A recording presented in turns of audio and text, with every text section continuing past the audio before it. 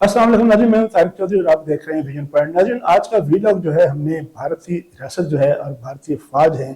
जिनका ये ख्याल है कि दुनिया की बड़ी प्रोफेशनल फ़ौज है और बहुत बड़ी ताकत है, उनके पास बड़ा असला है, असले के अंबार हैं, उसकी जो अंदरूनी कशमकश है, उसकी जो नफसियाती कैफियत है भारतीय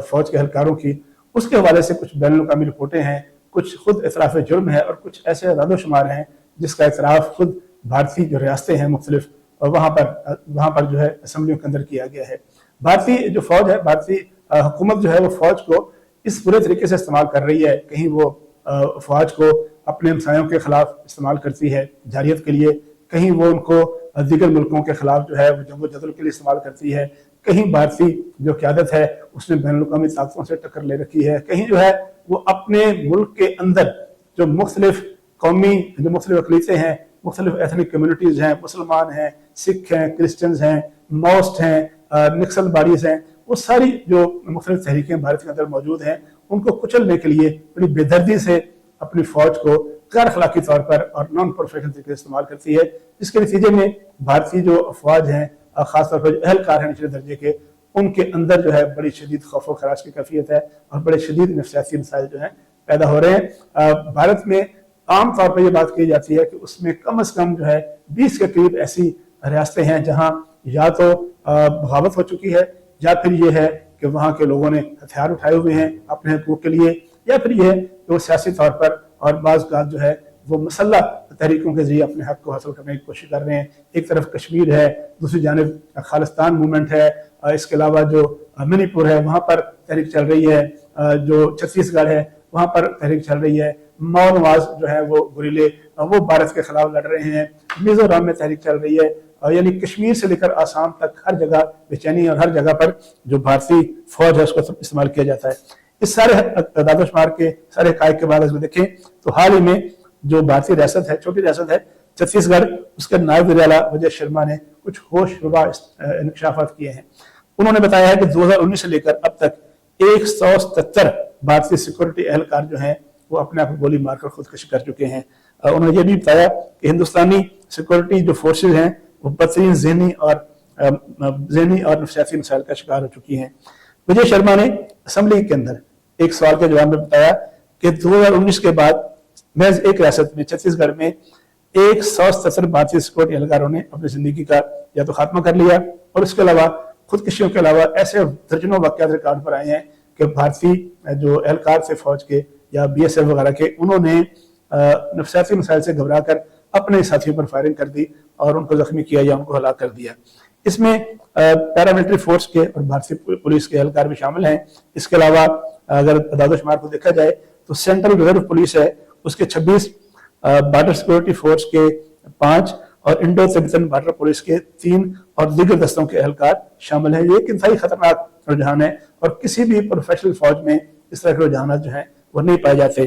अब ऐसे वाक़यात भी हुए हैं कि इसी मुद्दत के दौरान, ये 2019 से लेकर जो है उसमें तकरीबन 18 ऐसे वाक़यात हुए हैं जहां एक फौजी ने, एक एहलकार ने अपने साथी पर फायरिंग की और उनको हलाक कर दिया। इसके अलावा ये वाक़यात भी जो है ऐसे हैं कि नक्सल जो तहरीक है, नक्सल बाड़ियों की तहरीक है, उसमें इन सिक्योरिटी फोर्सेज ने 2005 से लेकर अब तक हज़ारों बेगुनाह कबायलियों को शहीद किया है। और ज़ाहिर है जब आप किसी बेगुनाह का खून बहाते हैं तो जो एहसास जुर्म है एक इंसान के अंदर गिल्ट होता है, वो बाज़ का तो उसको अपनी ज़िंदगी लेने पर मजबूर करता है। और इसी गिल्ट के तहत, इसी एहसास जुर्म के तहत, इसी एहसास गुनाह के तहत जो भारतीय फौज के एहलकार हैं वो अपनी ज़िंदगी का खात्मा करते हैं। वजह उसकी ये है, जो माहिरीन है वो कहते हैं कि जो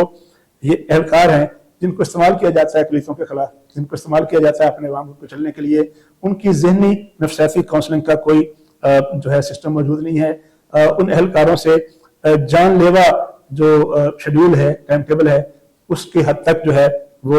उनसे पेट्रोलिंग कराई जाती है। फिर बड़े हाई टेंशन एरिया, यानी वो एरियाज जहाँ बहुत ज़्यादा खतरा होता है, बहुत ज़्यादा कशीदगी होती है,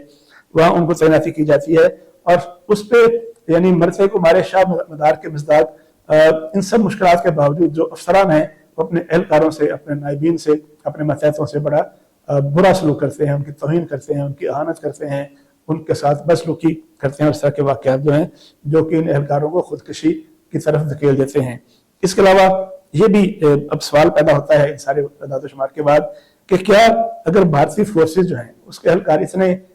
غیر مستحکم ہیں ذہنی طور پر،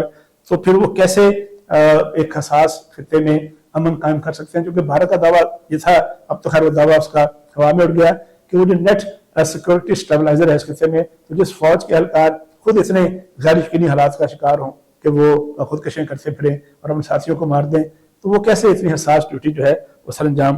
دے سکتے ہیں؟ اگر ایک ریاست میں، یہ بھی بڑا اہم سوال اٹھایا گیا ہے بھارتی میڈیا میں اور سوسائٹی میں، کہ اگر ایک ریاست چھتیس گڑھ میں اتنی بڑی تعداد جو ہے وہ خودکشی کر چکی ہے، تو باقی جو ٹربل ایریاز ہیں، شورش زدہ ریاستیں ہیں، جیسے منی پور ہے، تامل ناڈو ہے، میزورام ہے، کشمیر ہے، پنجاب ہے، وہاں جو ہے یہ اعداد و شمار کتنے خوفناک ہوں گے یا ان کی تعداد کتنی زیادہ ہوگی؟ علاوہ ازیں یہ بھی کہا جاتا ہے کہ بوجھ جو ہے بھارتی فوج پر اور اس کے اہلکاروں پر اتنا زیادہ بڑھ چکا ہے کہ وہ باقاعدہ جو ہے اب اپنی، ایک تو نوجوان جو ہیں ان میں یہ رجحان تیزی سے پیدا ہو رہا ہے کہ بھارتی فوج کو جوائن نہیں کرنا،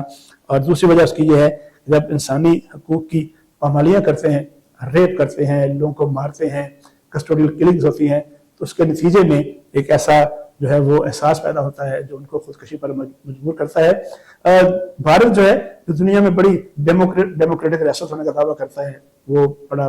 سیکولر اسٹیٹ ہونے کا دعویٰ کرتا ہے، انسانی حقوق کی باتیں کرتے ہیں،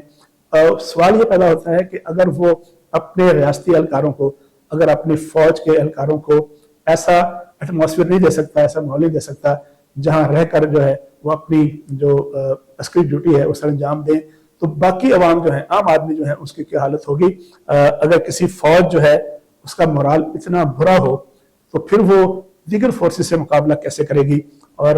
اسی میرا خیال ہے اسی نفسیاتی پس منظر کو سامنے رکھتے ہوئے دیکھیں تو یہ انالائز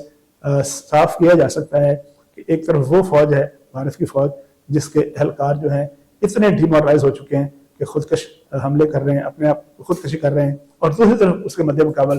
پاکستان کی فوج ہے جو کہ جذبہ جہاد سے سرشار ہے، جو کہ اپنے وطن کی حفاظت کے جو جذبہ سے سرشار ہے، اور وہ جب بھی ان کے ملک پر، ان کی مادر وطن پر اور مادر وطن کی عزت اور اس کی آن اور آبرو پر کوئی خطرہ ہوتا ہے، کوئی برا وقت ہوتا ہے، تو اس سینہ سپر ہو کر اپنے ملک کی حفاظت کرتے ہیں، اس لیے کیونکہ ان کا مورال جو ہے وہ بلند ہے، اور وہ اپنی یہ جو پروفیشنل ڈیوٹی ہے اس کو ایک دینی اور ملی جذبہ سرانجام فریضہ سمجھ کر سرانجام دیتے ہیں۔